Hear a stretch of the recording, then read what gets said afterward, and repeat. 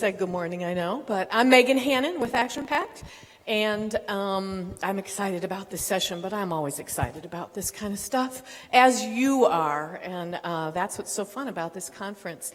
I lead the consultant team at Action Pact, and I do all kinds of stuff, but my background is actually in therapeutic recreation and some other things, but I have been working with Glenn at Action Pact for a long time. But today we have a much better presentation than just Glenn and I. We've got a whole panel of people that have really been doing this, and they're so excited to be here. So I'm glad you're here. We're going to have a great time. And I'm glad to be here also. I'm Glenn Blacklock from Action Pact, and much like Megan, that's actually how we met many years ago at a Midwest Symposium on therapeutic recreation, so I've got a recreation background as well, and then became what I call myself a kind of an accidental administrator, and stumbled into that somehow, or someone blindfolded me and I ended up there, and did that for about 16 years or so, and continued to work on and off with Action Pact over the years, and for almost the last 8 years now, I guess, I've been working full-time with folks like these. So that's been a blessing to me to get to see all kinds of different people doing things, all kinds of different ways, trying to make this household model work and trying to make life better for the elders that they serve. Constant battle, trying to figure out new ways to keep that going. So we're going to talk about those pillars a little bit today. So we'll let the panel introduce themselves here now. Sure. Good morning. I'm Nancy Hamilton. I'm the Executive Director for Hearthstone, a ministry of Wesley Life, and we are located in Pella, Iowa. I'm Nancy Van Wyk, and I am the Director of Health Services at the Cottages, which is part of Hearthstone, a ministry of Wesley Life, and of course also in Pella. Good morning. I'm Jennifer Donnelly. I'm at the Haven Nursing Center. I'm the administrator. I've been at Haven for 25 years, grew up there basically all my life, so I kind of know the old traditional way to the new way of life at the Haven.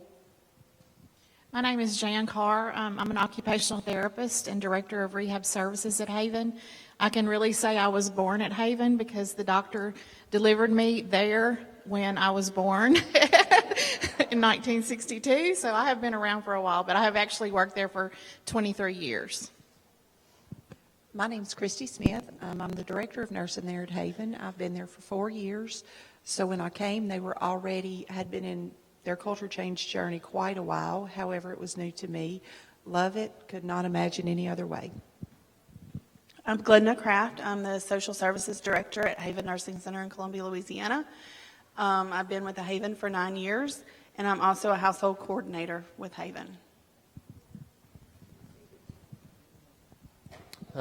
So while we're talking about one of the three pillars, it really doesn't make sense for us to get into that without talking about all three of the pillars.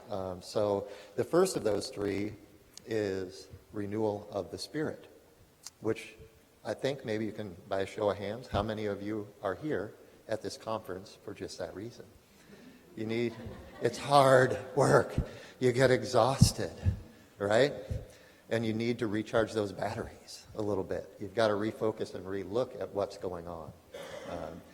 We have to kind of step back so we can see the forest through the trees sometimes and get our focus back where it belongs on what our needs of our residents are and where are they really at. Because we all know we can get bogged down with all those day-to-day things and trying to get ready for survey and so on and so on. So that's what's so important about revisiting that renewal of the spirit. No matter where you are on the journey, there's always time to go back and look at how do we renew the spirit of those that are working with us and those that we're working for, so that we can keep that energy going in a positive direction. Thanks for that. I think, too, that, we'll hear today, and a big piece of renewing the spirit is seeing things with different eyes. And, when we're talking about resident-directed life or person-directed life, part of it often is seeing the people that we serve with different eyes. that we need to wake up and look differently and see differently. And you'll hear that a lot more clearly from these folks here. The second pillar is renovating into home. And, you know, we are the household model, and these folks are really working hard on the household model. And so we know from the stages of culture change that that's kind of the most extreme place we've gone so far in this country in terms of the vision for that resident-directed life and for culture change. But it doesn't mean that renovating into home means creating households.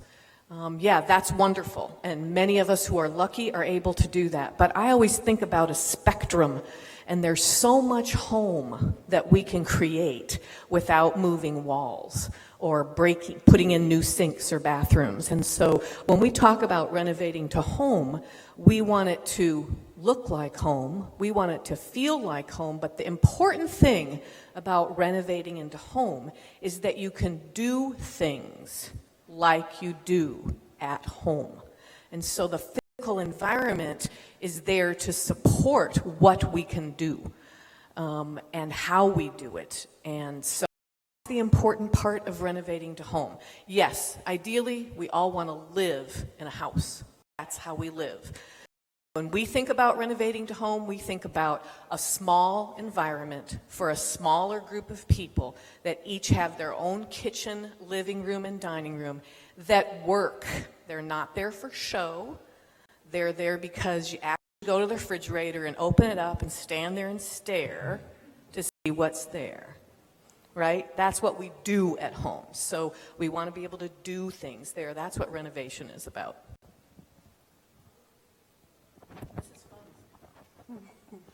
We should pass it, maybe. So the third pillar, and what we're here to really spend a lot of time talking about today, is the reframing the organization. This is the hard one, folks. This is where we have to really step back and look at what are we doing, how are we doing it, and why are we doing it that way? What systems do we have in place that perpetuate those dehumanizing practices that people suffer from when they move into long-term care facilities? What are the things that are getting in the way of us actually spending time with residents? How do we redefine work? Work isn't how many residents I got up today or how many plates we served at the meal. Work is, did we make a good life for our residents today? And it's hard for people to get their head around that ideology and to look at things completely differently. So when we look at reframing the organization, we have to move away from top-down bureaucratic processes. We have to look at growing leadership at every level of the organization.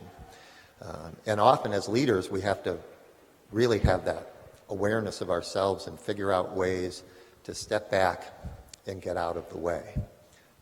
Because we've got folks that are very capable, that have the answers, that know the right things to do. We just have to create the environment where they feel comfortable enough to get out there and get it done. And that's how we recapture time, and we get to spend more time with the residents doing the things that we enjoy doing. How many of you would rather spend your time filling out an incident report for a behavioral episode as opposed to having a cup of coffee with a resident that you're particularly fond of? I think the answer is pretty easy there. It's a no-brainer. So we have to really look at how do we reframe what we do? How do we take away the tell people what to do mentality, the we know what's best, let's do it all one way because there's one best way of doing things, and letting people figure out the ways to do things on their own. And that's the hard part of reframing the organization. So you're exactly right, Glenn. You know, we're going to focus on reframing, but it's part of the whole. And reframing doesn't make sense unless you renew the spirit. And that renovation often supports how we work differently, those systems that we need to do differently. So that's why we need to focus on all of it. So that's what we're going to do here for a minute. And so you got to hear about us. If we went around the room and had everyone introduce themselves, well, there would go our session. but we're going to do a little something to get to know each other. And so some of you have done this before. I'm going to ask you to leave the comfort of your table for a little bit. And what we're going to do, since I think we have a small enough group, I think we're going to do it along this line here, the table's right here. Okay, so we're going to make a circle from here around the front. You are going to make a circle, all of us. And what I want you to do is starting here. Anyone with a birthday on January 1st? Okay, any January birthdays? All right, January is going to be here. We're going to line up by our birthday in the right order. Okay, so not just a bunch of fluffy Januaries. I want you in the order all the way around to December, month and day, no years. You don't have to admit any years. But month and day. So we're going to get up and line up. Circle up. Yes, we are.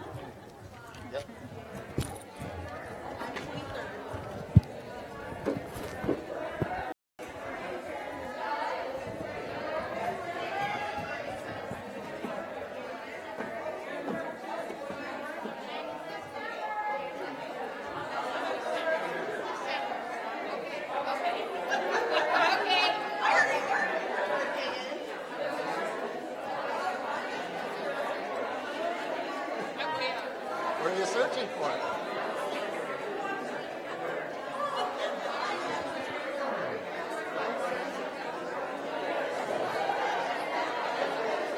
Okay, December, let's come down this way a little bit. Move around here so we make room. Can you guys keep stretching? Make some room. Yeah, keep stretching all the way around. You can get close to that other one. We need to make room. And keep moving down because we got a clump over here. We want people to be able to see each other.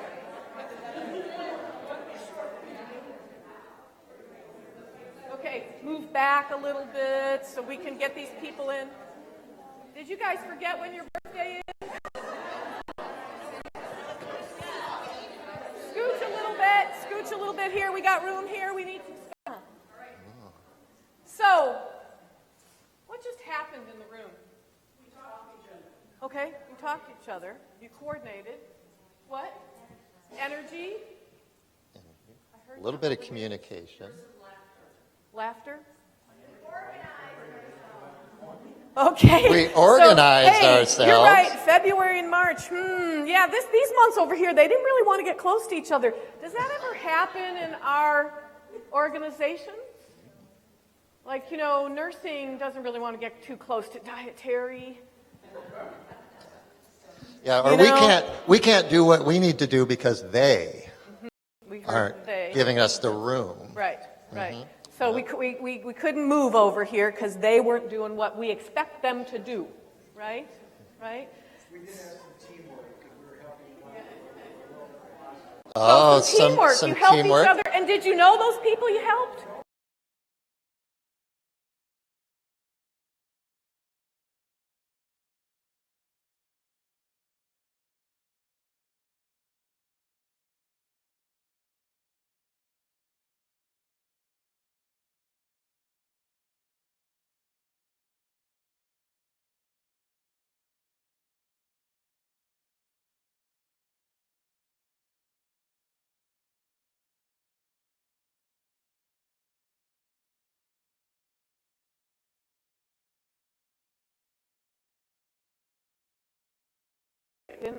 We experienced the moment. We shifted how we see it. We didn't we helped each other a little bit. About so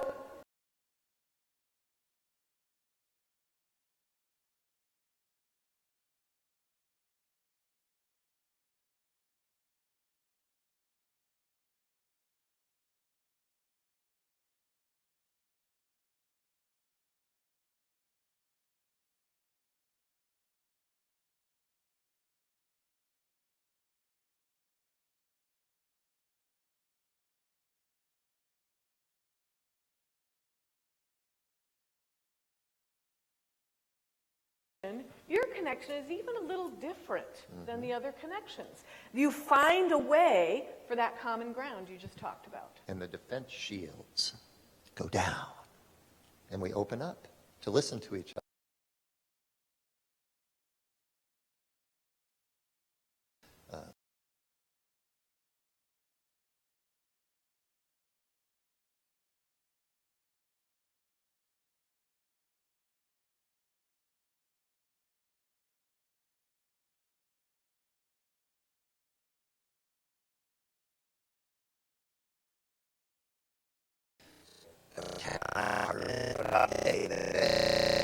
We turn around.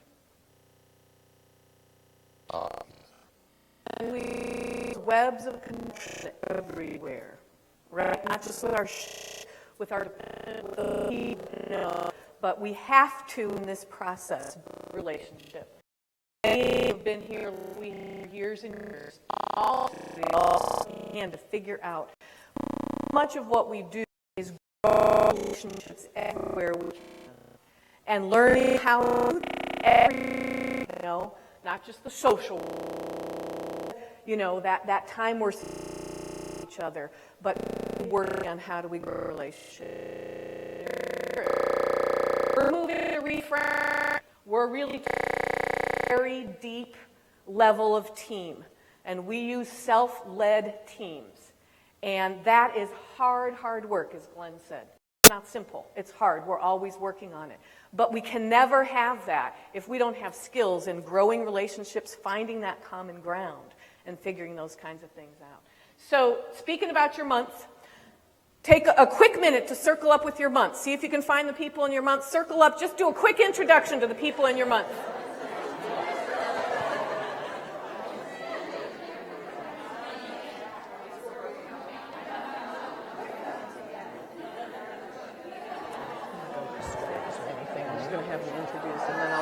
On the reframing, and we're doing good on time. It's not taking as long as I thought. It's only 10 till.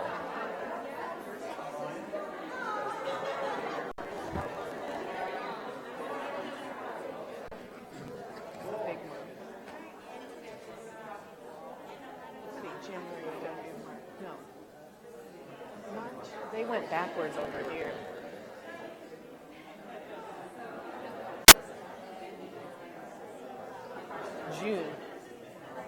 June, September's big. June, September.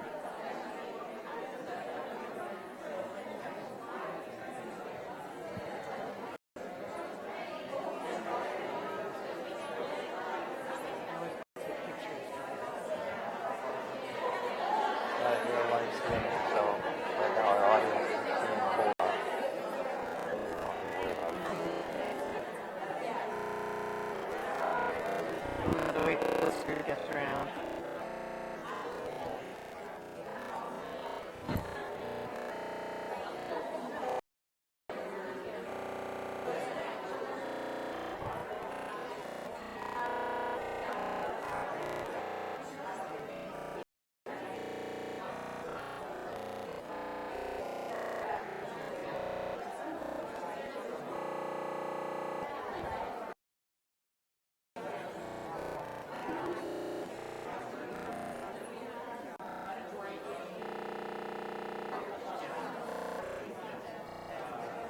Okay,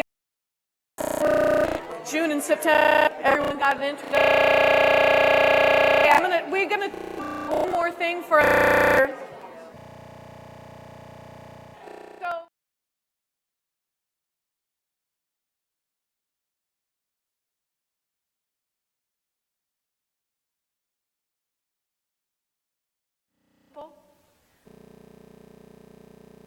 necessarily at the table. Necessarily. And so as we is about people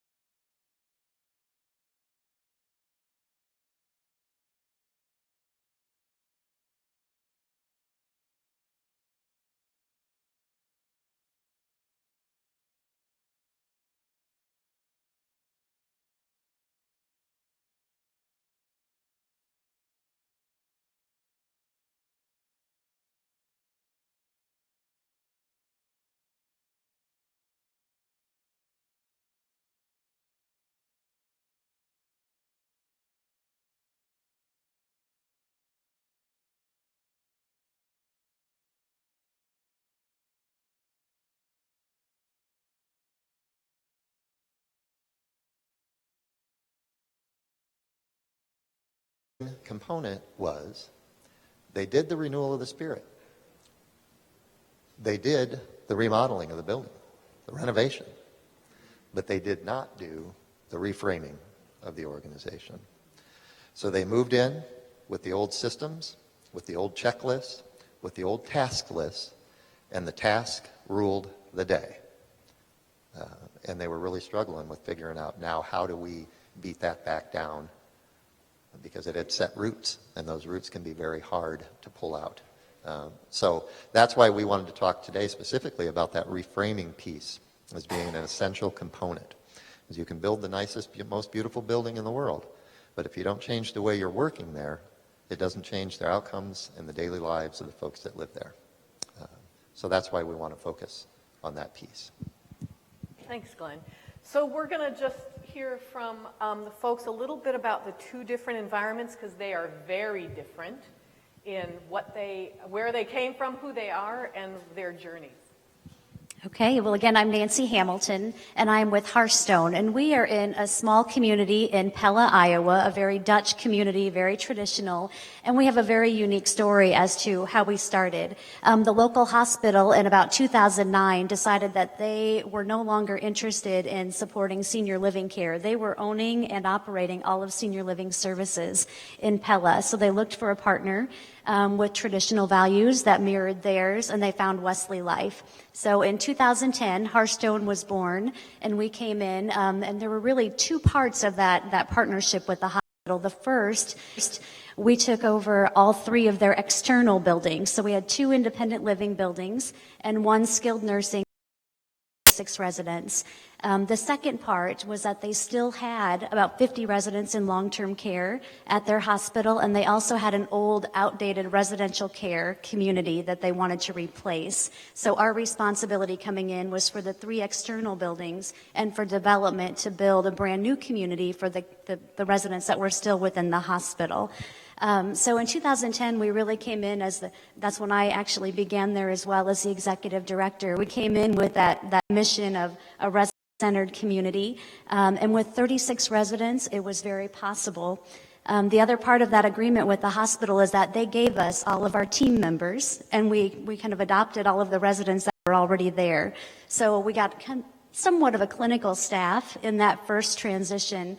Nancy, our Director of Health Services here, is one of those leaders that we were glad and blessed to receive. So that transition actually went fairly well. We really did start working on some resident-centered pieces pretty early on. When we knew we had the development coming, which we called the cottages, for the new residents transferring in, we began a contract with Action Pact, and that was in 2013.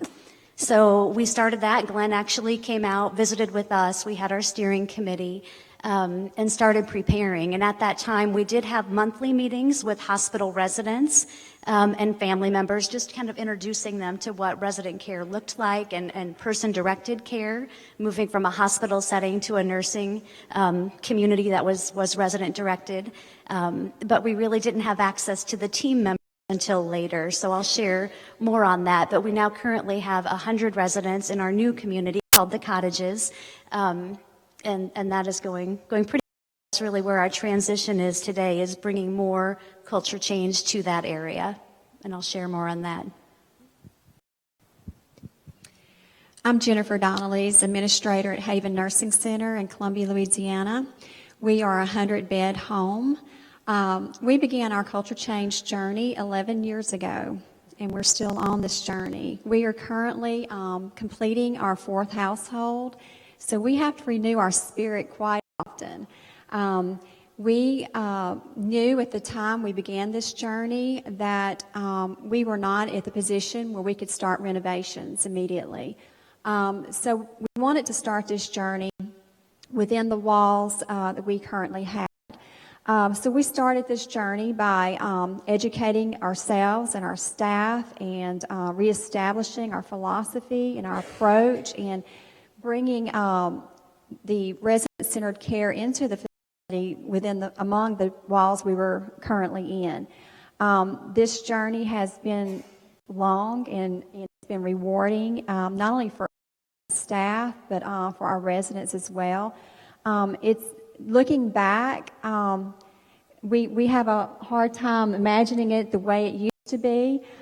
We talk about that all the time, but it's something that not only do you have to believe in it, but you have to put the feet to it. It's a lot of hard work. It's a lot of pushing and tugging and going. We've made tremendous strides and changes and accomplishments, and we'll try to share some of those with you today. So part of that starting, and you all started with a steering team too, eventually, as you learned, and part of that idea in the steering team is practicing team. And part of that, putting feet under it, is practicing things in a different manner, right? And doing things in a different manner. So actually, that reframing starts right at the beginning, because those action teams are deep and wide in the organization. It's not just the executive leaders, right?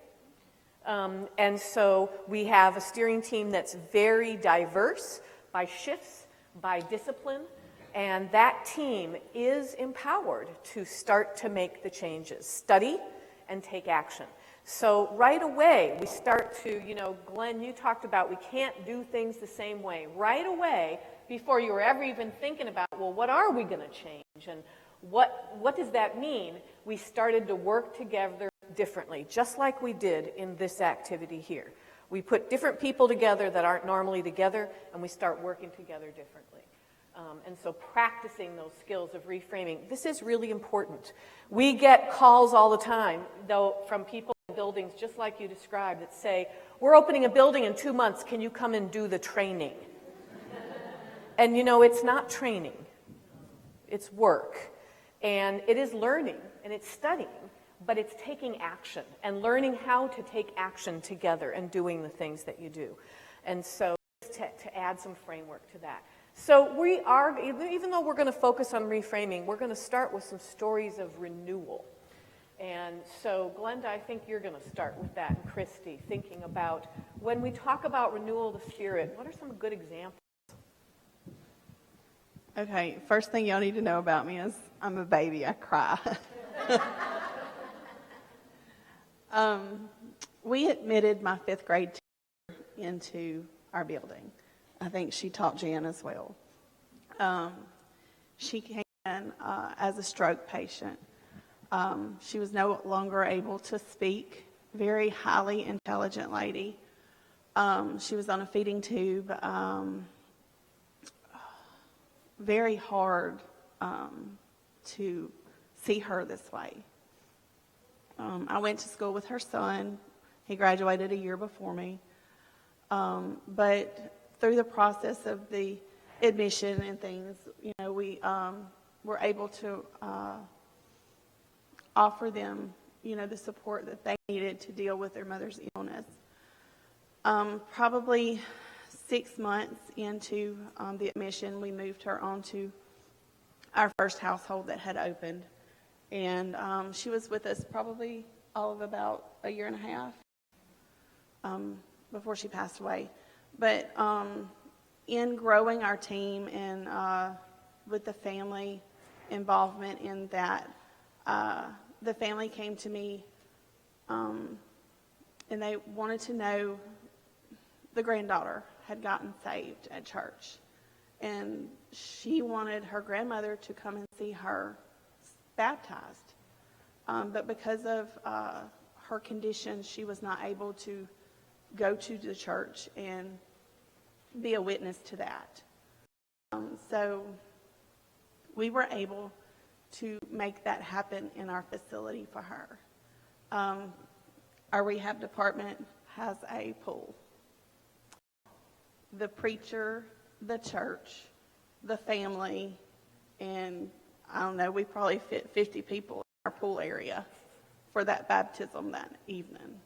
And to see her face just light up. I mean, to see her, she actually knew what was going on. She understood.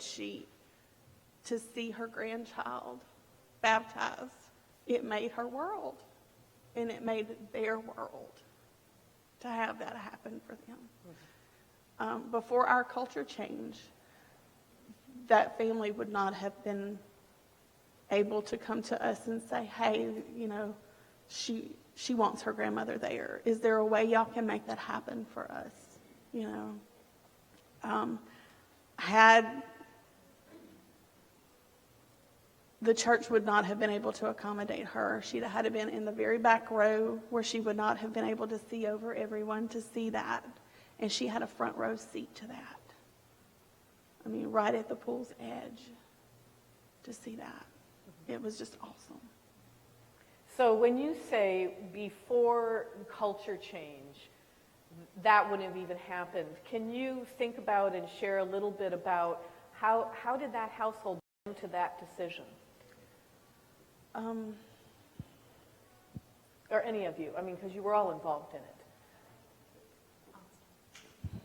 Well, I think just because of having the consistent staff and everything, the family got to where they felt more comfortable and they could share things like that. And it really was like a big family event. I mean, they were able to visit with our staff, and because of the closeness, they felt that they could share that need for their mom, and that they knew that we were going to do our utmost best to try to make that happen for her.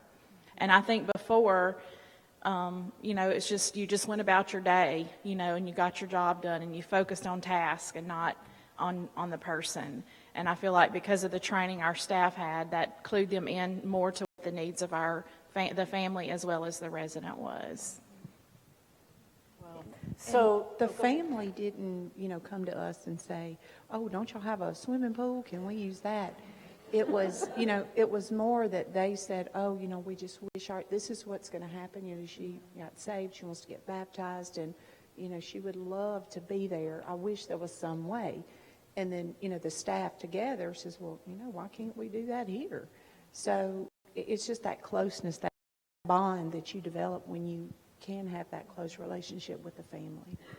Right. So again, just like you said, it wasn't that someone popped up and said, oh, you have a pool, let's do it here. No. It's because people had those relationships, and because the staff was really empowered to think, what could we do? How can we do it? You know, and I think we use the mantra that we call Bump's Law, which says, you know, how would you do it if you were home?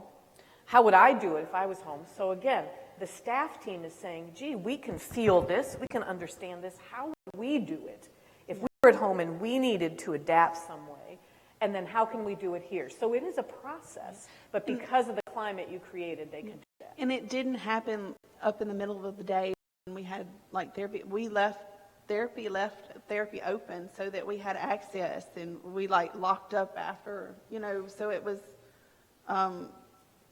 you know, yeah, it wasn't business-like. It was, you know, a very private thing, and the members, they convened church that evening in our rehab department for that, you know. That was a first. That's not the first baptism we've had in our pool. No, it's not. We've had a couple. Okay. And so, Nancy, you had another renewal story. There's two Nancys. Yes. So the story I want to tell actually happened not very long ago. And if you've worked at all in long-term care, which I've done for many years, you do your job, you go home. We have staff members who were not prompted by any of us to take someone out to eat a meal. And I have to give you a little background. A resident moved into Gelderland, which is the household where my office is, and she has dementia, had a lot of behaviors, calling out, those kind of things. And the staff were like, we got to move her to North Holland, which is our CCDI unit. We can't take care of her. Well, there's no beds. You're going to have to learn how to take care of her, you know. And we did give them some cues of different things they could try. The breakthrough came when somebody found out that she was very happy to sit by our fireplace. And so it doesn't matter if it's 100 degrees outside, the fireplace in Gelderland is on because she wants to sit there. Slowly but surely, she became one of those favorite residents. And some of the staff knew she liked Pizza Ranch and a restaurant in our town. And so on their day off, they got together. She's in a wheelchair, so it's not just a simple matter of, you know, getting her in their car. And they took her out to Pizza Ranch She had a ball, the staff had a ball, and now they're planning an outing with another resident. So I think in our medical model, which we had before, no one would have even thought that far, nor would they have thought they had permission. Obviously, they asked the family if it was okay, but just to come up with the idea on their own, that's a transformation. And so you use the word CCDI. So in Iowa, that's the dementia-specific license. Right. Not all states have that, but in Iowa, there's actually a specific license for that. And so that's why they said, well, she belongs in the unit. And again, you know, this is, of course, one of my big philosophies, is that it doesn't matter if people live with dementia or not. Households meet their needs. And so, you know, the state will catch up later. But as opposed to saying people who live with dementia need to be segregated and separated, again, because of their behaviors, which makes all of us cringe, doesn't it? Because it's the person, and they found the person. But it's because, again, you did all that work to do that. And you weren't so sure that was always going to happen, were you? No, that's true. Any other renewal stories when you think about renewing that spirit? And you know, you all said we have to keep doing that. We have to keep renewing the spirit. So are there things you've done to continually do that? I mean, how do people know that story about going out to lunch? Do you share stories across? We have a monthly newsletter, so we do try to highlight those positive things that are happening as well. Our lifestyles team does a great job with that. We also do bucket lists, so all of our residents have bucket list items, and we do our best to cross as many of those off the list as we can. So newsletters and community meetings, things like that. I think for us, because our journey has been long, we do renew our spirit, and how that happens is when we stories, when we get to experience the changes and seeing what our staff and how it all comes together and these daily blessings and seeing the happiness on our residents, that renews us and reminds us every day, why are we doing this? What is the out, you know, where are we going? And that renews our spirit every day when we get to experience what a little bit we've shared today. One of my big, oh wow moments was we had a lady that was dying. She had been with us. She was in the dying process. She had been with us about a year and a half. She had 2 children, one that lived probably an hour and a half, 2 hours away. So he wasn't able to be there, every day that she had been there, but he did come often. Another one that did come often always had grandchildren in and out. They were very, very comfortable in our household models. So about a week and a half before she passed away, the 2 sons actually came and stayed with us at the Haven. We did have a open room that, we allowed them to stay in. One was always with the mom. And these were big boys. They were over 6 foot tall. One was a policeman, one was a therapist, not a man you would ever look at and say, oh, he's going to cry. Well, during this, they were exhausted. It'd been a week and a half. They'd been pretty much up night and day. And one of the sons just, he was crying. And I said, is there anything I can do for you? There's got to be something. He said, I don't know. There's really nothing. I just don't know what to do. And I said, look, there's got to be something that we can do. And he looks at me with these big tears in his eyes, and he says, chocolate is always good at a time like this. So I said, well, what's your favorite chocolate? And he says, Mama used to make a German chocolate cake. I said, you know what if we could make that for you? Her room was just kind of cat-a-corner to the kitchen, so I get my homemaker out. And so her name's Christy also. I was like, Christy, do we have any German chocolate cake mix? She said, well, absolutely. So I tell her what's going on, and within 15 minutes, the oven's going, it's baking the whole room, the whole dining area, the living lobby. It's all, filled with this fragrance of the chocolate cake. And one of the granddaughters was there. She even kind of helped icing it. So they weren't just sitting on a bench outside the door. They were engaged. They were a part of this process. And then later, both the boys came to us and were just like, oh my goodness, we never knew a nursing home was like this. Never. So, and we tell our stories, but those guys go into your community and they tell those stories too.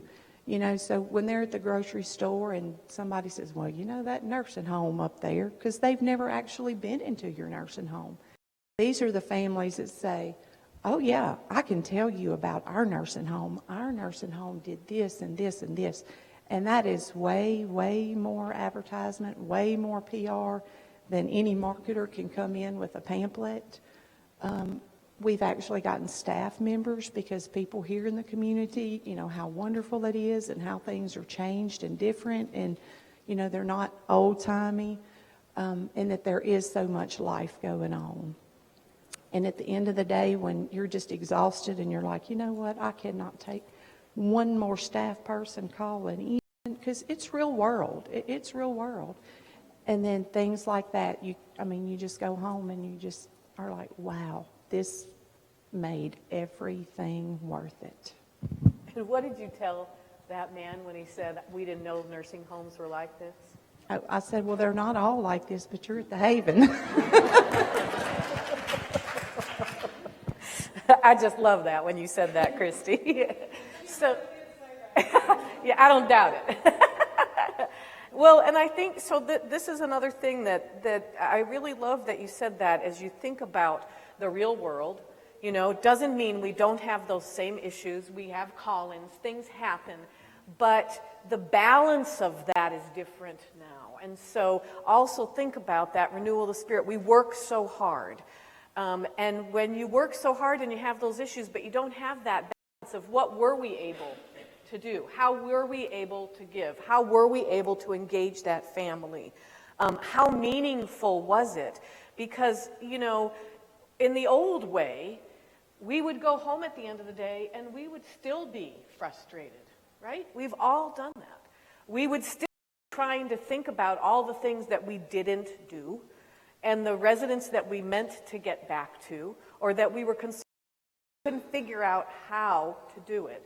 And so we're doing it, we're continuing to do it, but that's also part of renewing the spirit, that we have to have those ways. And if it's not happening in your house, you got to hear what's happening in the other houses. There has to be communication. We talk about consistent staff. That's part of the reframing. It's a deeper reframing in households because it's not just consistent nursing. It's consistent everybody. Those households have everything they need. And so Glenda is a household coordinator. You have a nurse leader that's your partner. And so in that house, those two people work almost like a DON and administrator. They are partners, and their job is to make sure that the house runs in all the ways. And you have those skills in the house in terms of being able to cook, for being able to think about leisure. Were those folks who went out for lunch, were those your activity staff? And so, again, just because you're a rec therapist, which obviously we aren't very normal rec therapists, it's about who does it. It's about what do they need and who's got the relationship. And how do we figure that out? They had to know to ask the families, to get the permission, to talk to you, Nancy, make sure it's okay. Where in the old way, people don't even think about doing it because, oh, God, you'd have to go to the DON, and it's just way too much. But now we have this team thinking about it themselves. And so part of that reframing is having all of that expertise in the house together and growing the team enough that we can figure out how are we going to make this happen. It wasn't simple, but we figured it out by putting it all together. So some of that reframing and renewal. So we're going to talk for a minute about renovation and then talk more specifically about reframing. So you want to talk about renovation, Nancy?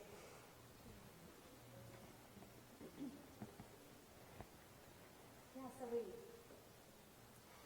shared earlier when we were talking, we wanted to discuss that renovation piece. And I talked about we had our Jefferson Place community, 36 residents. We started all of our Action Pack training with a formal steering committee at that time. That second part was really in 2013. We did have access to the residents and family members at the hospital. So we went monthly and we did small groups. We did learning circles, and we introduced them to what we were building for them. We got their feedback on what bathrooms should look like and some of those pieces. But throughout that time, they were not really happy with us. They weren't happy that Wesley Life was now in town and they were going to have to move. And unfortunately, it was the hospital making that decision, but we were the ones standing in front of them every month. And so they weren't real happy or receptive to some of those discussions. In addition, of course, it was a Dutch, very traditional community, and everything is about the money. So nobody wanted to spend more to live in a nice home. Well, that's great, but we don't need it. So that time frame was really very interesting for us in developing those relationships with incoming residents, incoming families for a community that we were growing and building. I think the aha moment for us was when the cottages was complete, a very long development process. And we still had some of those families that weren't real happy and residents that weren't real happy. We did an open house in December of 2014, right before they were moving in at the beginning of January. And I think the big payoff for most of our team members on the leadership team that have been working so hard and diligently with the development was to have those residents come off of the bus with their families and see what the cottages look like, that they saw they had a home with only 16 residents, that they helped choose those colors for their home, that they had their own private room, they had their own private shower, and they couldn't believe that this was actually their home. So that was the real big aha moment for us and really such a blessing. We do have the cottages, and the redesign piece was the challenging part of that. We didn't get to talk to team members before they became ours. Again, in that second transition, we added 100 new residents. We also added 120 brand new team members. So those team members were previously hospital employees. The hospital kind of gave us a list and said, this is who you will have beginning this date. So they worked at the hospital that morning and they came to us and they were Hearthstone employees that afternoon. So that has been more of where our transition has been, and really growing and restarting at this point to say, okay, we're going to reset this because there's now more new employees than previous, and really needing to get to them, get to the heart of why we do what we do. In general, I think we do a great job with that, but it is a rebuilding year for us in those terms. So continuing to renew. But kind of interesting, so your point of that story was that, you know, even though we say it's not about the building, right, but when experiencing the building, totally gave people a different point of view. Definitely, yeah. They can't understand it until they've experienced it. You can explain it, you can show pictures, but to actually be in it is such a different feel.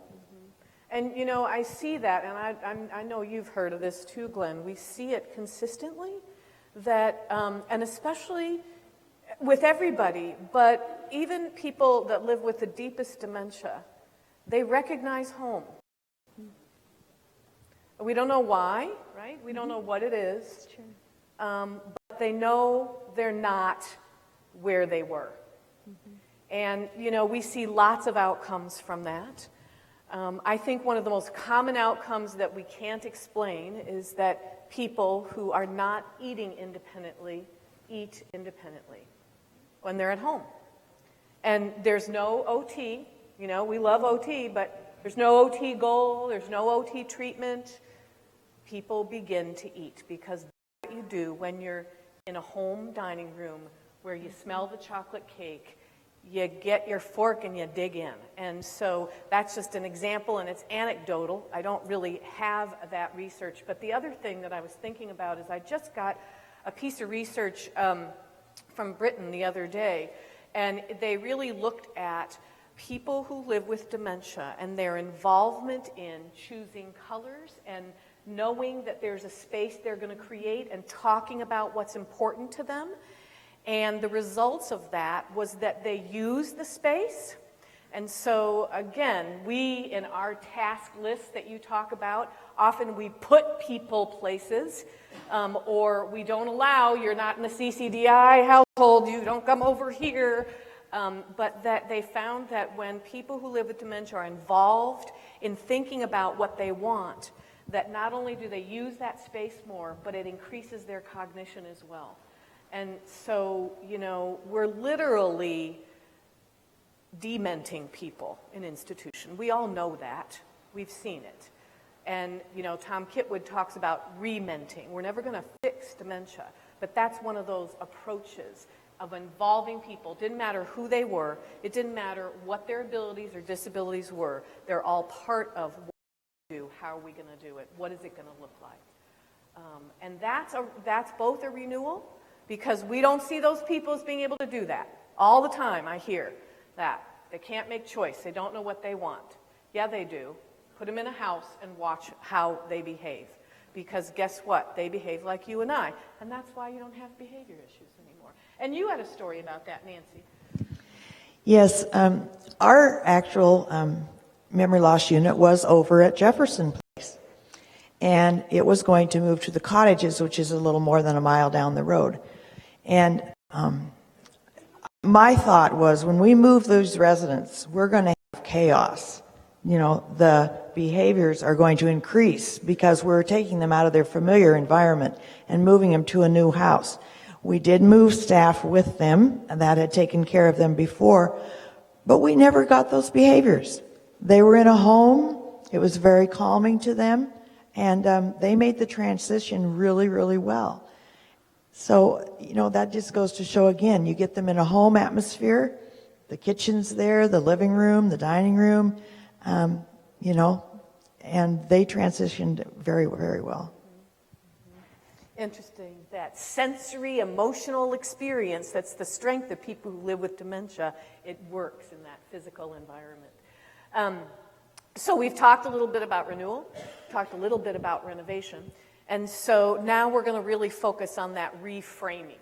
And so where are we going to start with reframing? Do you guys remember? Because I don't have my notes. Huh? Blended roles. Okay, yeah, so blended roles. Thank you, Nancy. See, that's why you get a team. You can all do it together. So I'll do a little intro, and then you can talk details. So we talked a little bit about the organizational design. So our traditional design, we all know it. You know, we've got a board or owners, and then we have our executive leaders, we have our executive team, and each of those department teams runs down like this, right? We've all seen it. It's the same everywhere.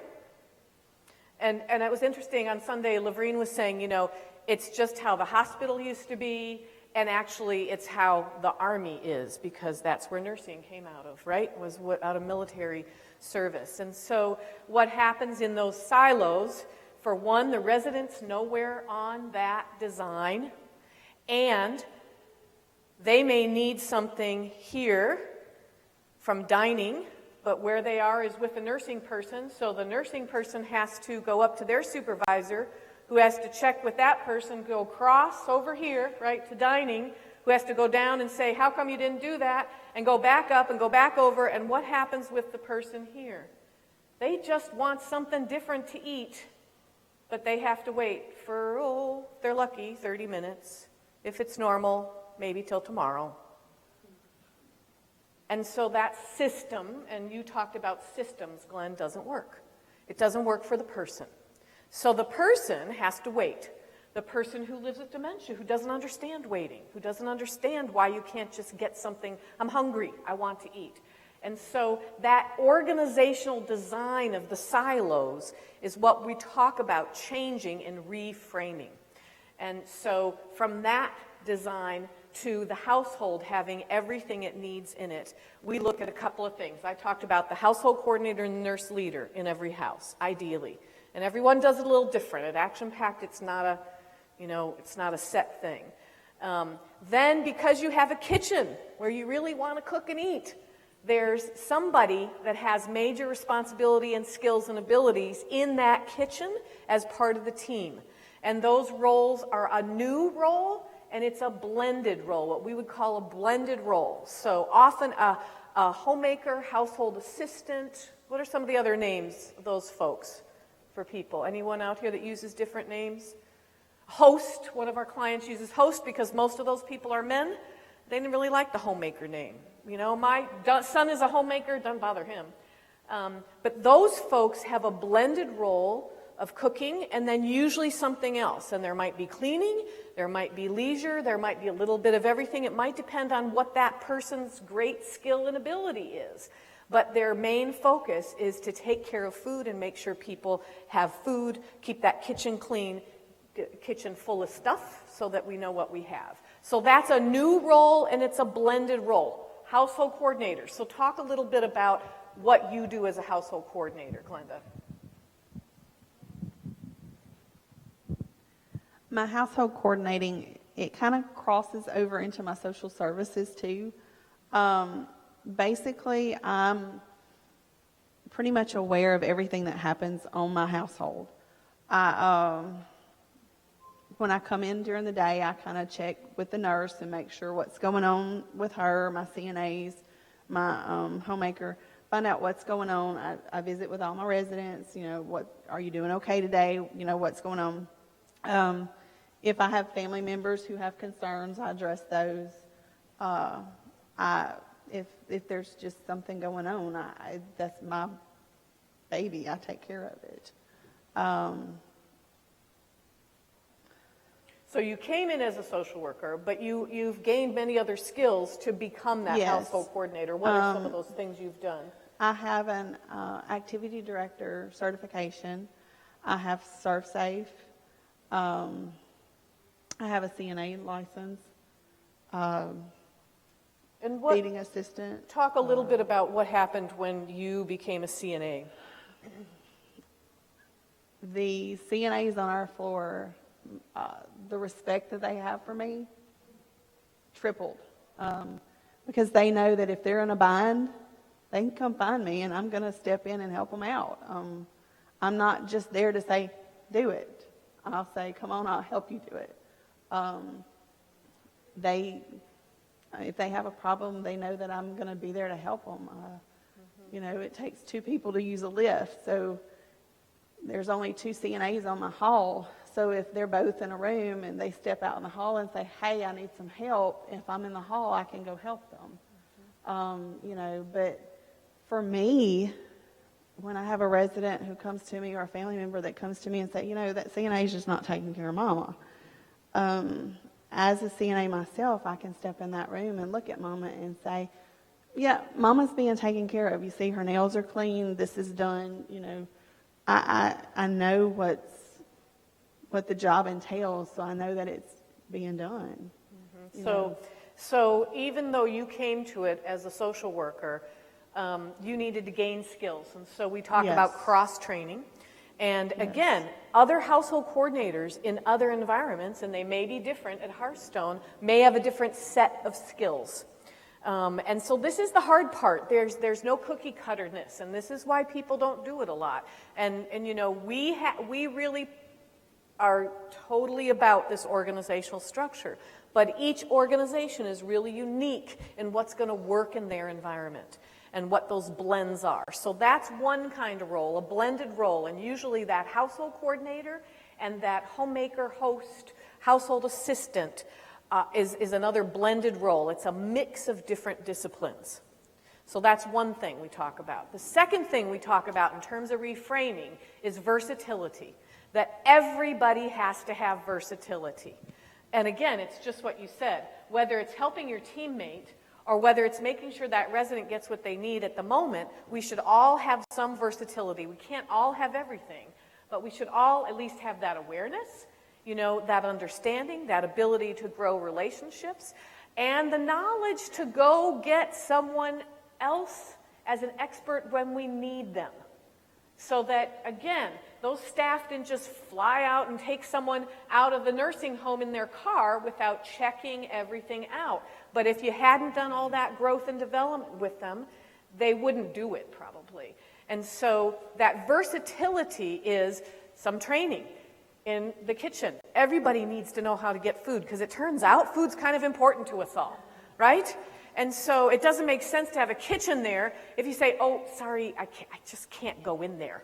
I don't know how to do it. And that's not that we don't know how to make a sandwich. It's that we need to understand it in the regulated environment. And that's what you've learned and doing that. So blended roles, very specific.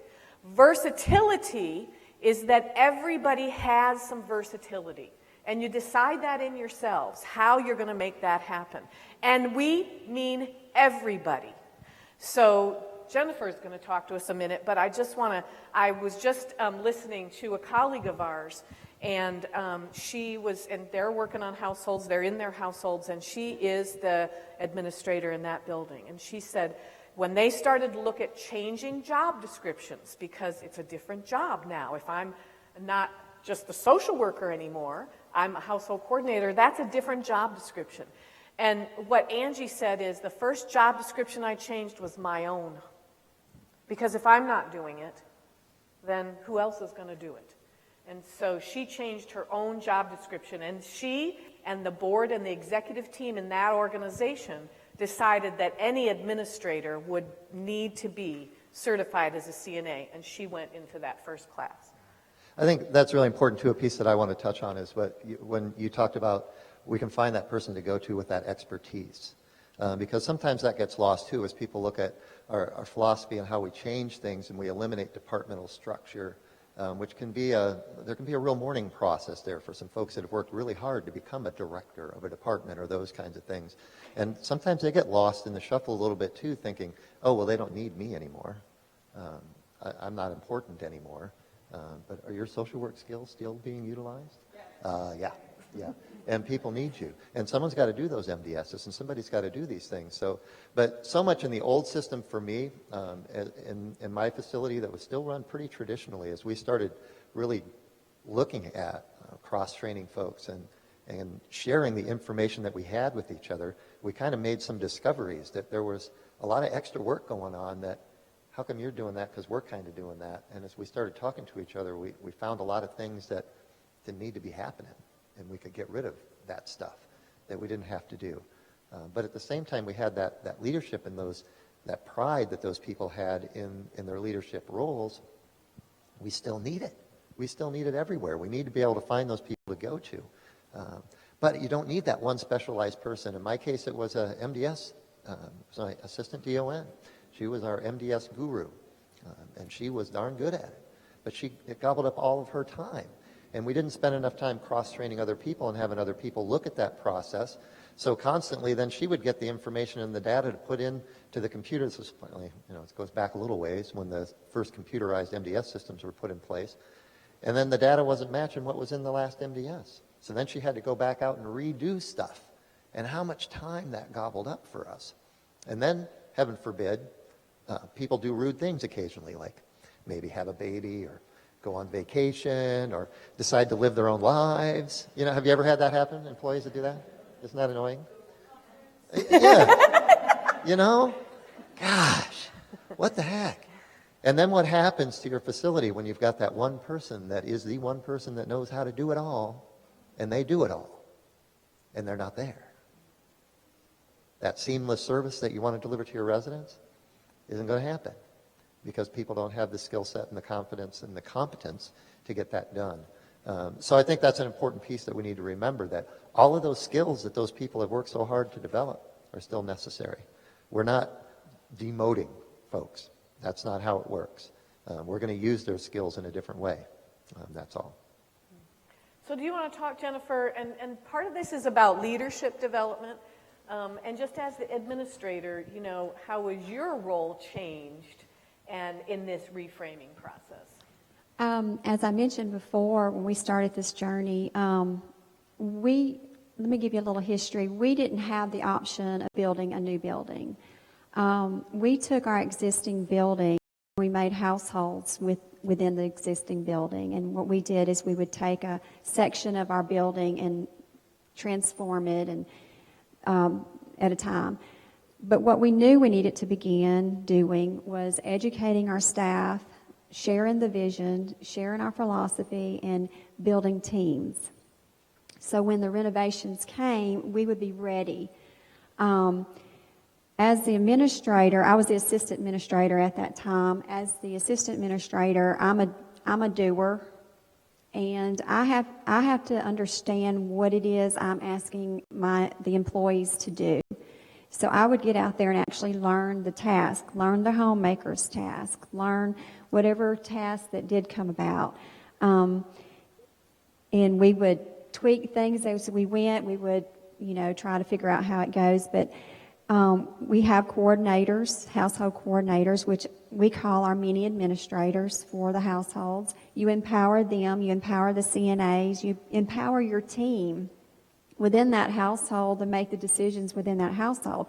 If for some reason they need me, they'll let me know, and I'll come in and we'll talk about it and go from there. But as everyone knows, not everybody's cut out to work in a nursing home.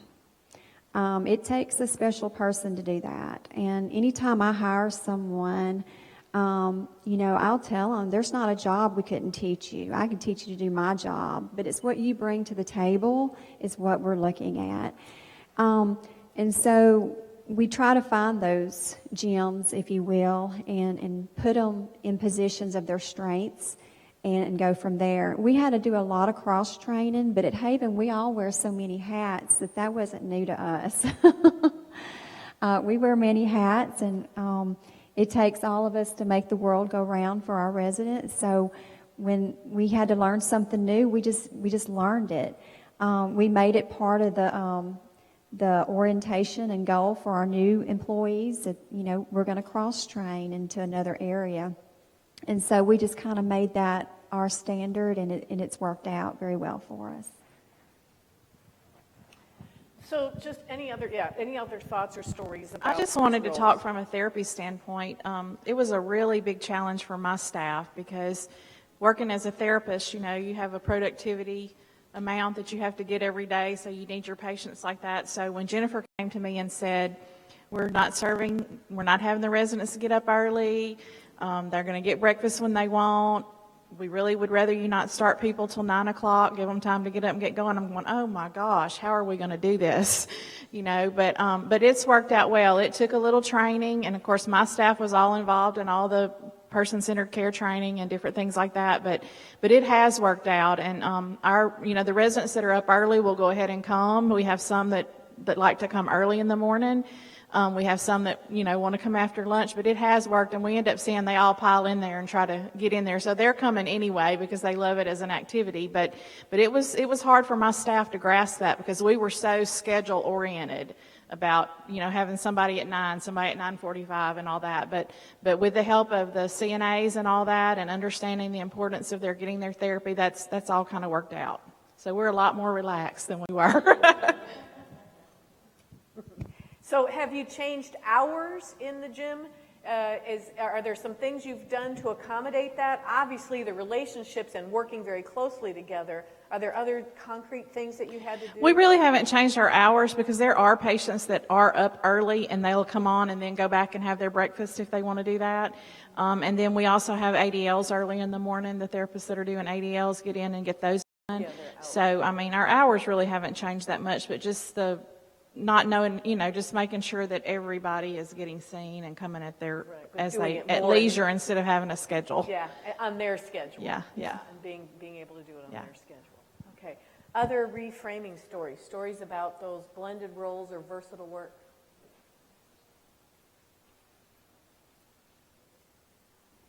A little differently, I guess. We call our workers versatile workers, which means that 80% of the time they do what their main job is. So if you're a CNA, 80% of the time, that is what you do. Then 20% of the time, it could be laundry. We do personal laundry in the house. Highly recommend that. As a DON, I don't have to deal with all this. I lost my mom's pants and I haven't found it in months, or it might be cleaning, or it might be an activity, or it might be helping with the dining. Everyone is cross-trained in all of those matters. We have not gone to the point of asking people to, become CNAs. I know some people do. So far, we have not done that. We have not asked people, our homemakers all take Serve Safe, but we haven't asked others to take that. There's some other dietary classes that we do have people take, but that's kind of how we have framed our versatile workers. And that 80-20, that's such a nice description because, it's an idea. Like you're not tracking how many minutes of nursing you're doing and then how many. So that 80-20 is a great description, but think of it in, back to we are experts. We want the people that have the expertise to do their jobs, right? That's why they're experts. So we don't really believe in universal work, but we know we need to be versatile because to meet the residents' needs. And so that 80-20 is an idea. And, there are some days where it's going to be 50-50. It depends on the team and what's going on. It depends on if the whole household coordinators, they're helping. And if that household coordinator is helping a CNA, well, that CNA may go and start doing something with food or with an activity. And that's the idea of team. But we have to have skills in order to do that. And not only just skills of can we get in the kitchen, can we help that CNA, but we have to use critical thinking. We have to have problem solving. We have to be self-motivated. And, the old institutional structure, we really dumb that down. We really tell staff not to do any of that. And that's one of the reasons we're scared of it, don't you think? And so in all that training, it is growing skills and abilities. To say, oh, well, if that resident's taken care of, what else is going on? What can I look at here? What could I do? Where can I help? What can I do? And so I think, I always shy away from this idea of training, because we do training and we need to learn things, but we also need to work together and be involved together. And that's where the team really makes a difference. Do you find it harder in your teams for someone to really slack off? Well, the night shift kind of has a world of its own. Yeah. And it's important that everyone takes ownership of their household. So we look to see, other than taking care of the residents, of course, what could we bring or ask the evening shift and night shift to do to start taking ownership of their household. So our night shift actually does our laundry service for us. And our 3 to 11 shift, they do a lot of the mopping of the floors and everything once everyone's down for bed and stuff. And we just felt that gave them a sense of ownership and part of being part of that household other than just, it's easier during the day for everybody to take that ownership, but at night they needed a little bit more guidance and some structure for that. We have found that it's not, We have found that it has not, what did you just ask? About finding people slacking? Yeah. We found that they step up to the plate. They work harder. They get their job finished better with much more satisfaction. A lot of our employees know, okay, once everything's done, and if Miss So-and-so wants to play dominoes, I get to sit down and play dominoes. So you can hear it discussed, and one will say, you know what, I'll make this bed, and I'll go do this, and I'll do that, and then we'll sit down and have a game of gin rummy, with Miss So-and-so. So kind of like your home, your kids, your husband. We all know, okay, if we get all this done on Saturday, we get to go to the movies, so let's get this and this done so we can get there and get the fun stuff done. So everybody does kind of work, pitch in, work together to get it all done so that then they can kind of relax and spend more time. And just thinking back on one of our households, we have not had a call in since May the 27th on any shift. So if you're a nurse, if you are a CNA, or if you are somebody that does that schedule, y'all know what nightmares call-ins are. And we've not had. Yes, we also do self-scheduling so that everybody knows ahead of time when they're going to work, and they're not being, you're kind of not told, well, you're going to work regardless. We put you here, and that's where you're going to be. They make their own schedules, so. And so in that, do the household make their own schedules? And so you said that the CNAs do their schedule, The nurses do their schedule. So that they're doing it within that small group also makes it hard if you call in, because it's like, hey, you put yourself on the schedule, and we're in a world of hurt here. And so they hold each other more accountable, right? And, They really do. And so again, we think about all that work we're doing as the administrator, as the department heads, and you said that nightmare of a schedule. I mean, it drives me crazy that we have DONs doing scheduling. They are experts. We need their expertise, not in scheduling. And so I think that's really important. That's not a simple thing to do. As far as the slacking and stuff like that, the team members will hold each other accountable too. I have gone down the hall and actually heard my one CNA to my other CNA say, hey, you got something going on today, you need to pick it up. Come on now. They literally hold each other accountable, and they will point it out. You got something going on, you falling behind today is, what's going on, so they do hold each other accountable because they have that relationship within that team to be able to call each other out on that. I need you to pull your weight today. What's going on? Mm-hmm.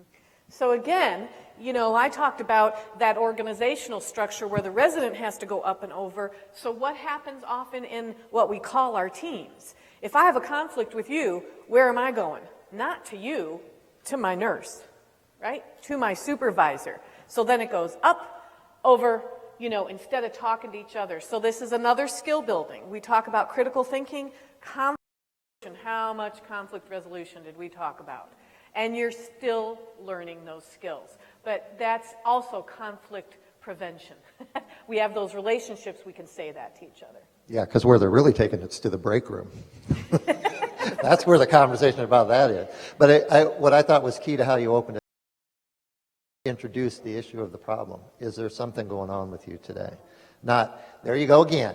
You're always like that. They're checking on each other because they can see, wow, someone's not having a good day. Anyone in here never have a bad day? And these teams will see that in each other, and they're like, hey, whoa, whatever. Someone's not feeling too good today. Let's kick in and help them out.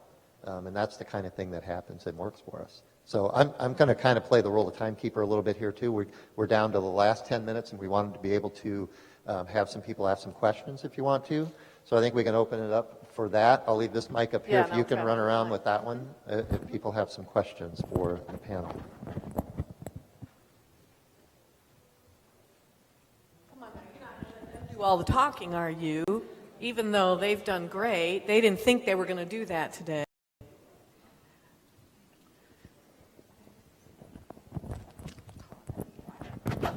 So at the Haven, as you were moving into this process and you had two of your households that had been created and started and two that hadn't yet really gotten into the journey, so the community was slightly bifurcated. How did that work with the people who hadn't yet really started in the households yet? When we started, there's always that core group that are gung-ho and want to do everything. So they volunteered, to help open those households. And then we had others that were like, that's never going to work. That ain't going to happen. Nope, I'm staying right where I'm at. I've been on this hall for 22 years. And then once those other twos opened, then people were like, you know what? That is super cool. Let me get on this bandwagon. So it just kind of worked itself out. We also encouraged and told stories about how the households that were open and how it was working and how it was going. We encouraged those staff members to go tell those that were, no, it ain't gonna happen. This, We encouraged them to go and tell how different it was, how it was working and that kind of stuff. And we as the team did that too. We shared those stories, and it helped a lot when my household opened too, because everybody's got the residents that holler. Within a week of us moving those residents back into my household, they stopped. Zero. We had tried every intervention we knew to try to get those people to stop hollering help, to stop in the hall. And within a week of moving those people onto our household, those behaviors stopped. Our antipsychotic drug rate, when we started this, was over 30%. I think it was 31 or 33, 31%. We're down to 7%. And really nothing changing other than the smaller, areas, the smaller households. Yep. Yeah, so life, but also that data we send, the things we're measured on, changes. Just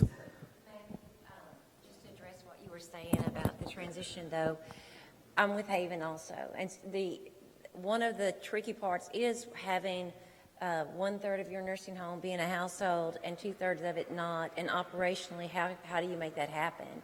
Because you've got this fairly autonomous, empowered group of employees over here in this one, and then you've got the others that are running under the traditional. We had done a lot of philosophical work ahead of time in terms of, in general, the attitude. So that was pretty well present in all of the households. But for instance, in dining, when you have one group that is dining in the household and we're still doing tray service out of the kitchen for the other two, that was really a difficult process.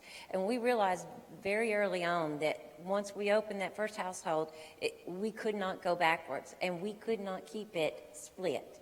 In order to financially make it work, it needed to be 100% households, or else we could not financially sustain the amount of labor and the work that it took in having two different split areas. So we had to be very strategic about that and to move as quickly to getting to the entire nursing home opened up as all households as we possibly could. Thanks, Other Carolee. questions? We got time for one more, I think. Okay, let me go here and there, one more. Or two. What do you consider an average household? Like, how many are you putting in? So what's the size of your households? Our households are 16 residents to a house. Our staffing ratio, if you're interested in that, we have 1 nurse and 2 CNAs generally. Sometimes there will be a CMA, and then that nurse would be over 2 houses. Then the staffing is the same in the evening, although at 9:30 we do send a CNA home, and then at night it's 1 CNA in each house with a nurse over 2 houses. And then, yes, we do have a homemaker. They work 12-hour shifts, actually, so they make all 3 meals generally. We have 4 households. One household has 31 residents, second one has 26, the third has 22, and the last has 20 residents. Yeah, and typically we look at between 16 and 20 people. 16 is one of those numbers. Every organization is very different, and you have to look at the whole organization. But typically 16 is a number that really works out operationally, where we're not losing our ability to operationalize it. One more question. Have any of you seen a significant decrease in CNA turnover? Absolutely. The call-ins, the turnover, now the ones that leave, usually it's time for them to go, and the other CNAs will be like, she's not on the bandwagon, So it's worked itself out. I mean, I don't have the exact numbers, but yes, ma'am, there has been a significant decrease in turnover.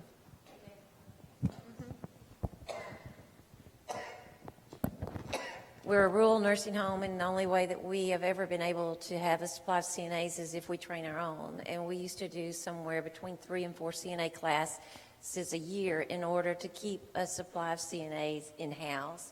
And we may be doing 1 CNA class a year now. So see, just by the virtue of that, we knew that we didn't need. In terms of the household size, when we first started this process, my husband and I are the owners, we really wanted 5 households instead of 4. But when we started looking at the structure of the building and the cost of renovating into households, from a financial feasibility standpoint, we had to theoretically give up these lower numbers, which that was our desire, and it was a really difficult decision for us to give up the smaller households. But we also realized that we had the choice of doing